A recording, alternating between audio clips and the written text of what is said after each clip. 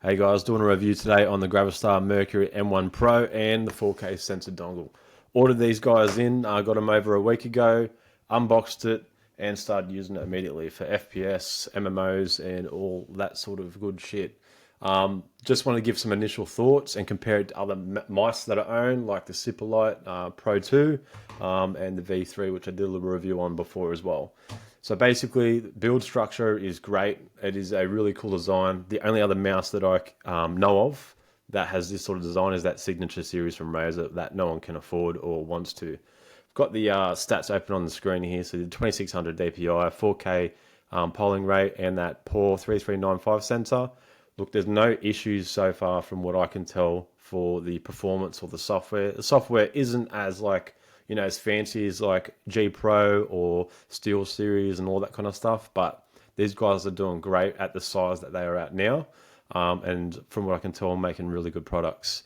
This is the 4K sensor plugged in. Just wanted you to see how bright it was. Not too bright. It's not too distracting because it's out the front there.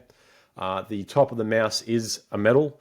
It's anodized, looks really good. There is actually a nice airflow. I get sweaty hands, especially using something like this.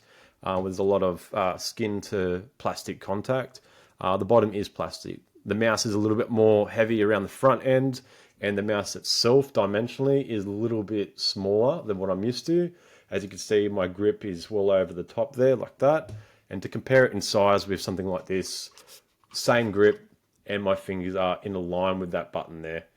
So there's not too much overhang. Comparing it to something like the Aerox 9, this thing's way bigger. The Aerox 9 is huge comparatively. But basically, super impressed with it so far. I mean, this is their first crack at making a mouse. Performance-wise has been great. I've had a little fiddle around with the application. When you first get this mouse, you got to pair it with the 4K dongle, pressing these three buttons at once. Hold them down and the app will prompt you to press spacebar and it will bring you into there. Then it will sync up like that. You see it's updating. It's just connecting to the mouse. You can change all of your hotkeys. There's 6 programmable buttons.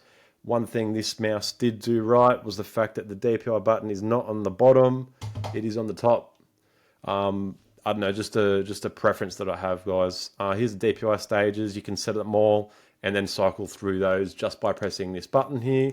And as you can see, you push through each of the settings and the color that's associated with that setting. I'll bring it back to 2400.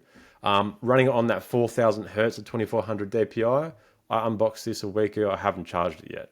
So it's still running all right. The battery's at 36%. I'm super impressed with the battery. It is competing with the likes of that V3 Pro.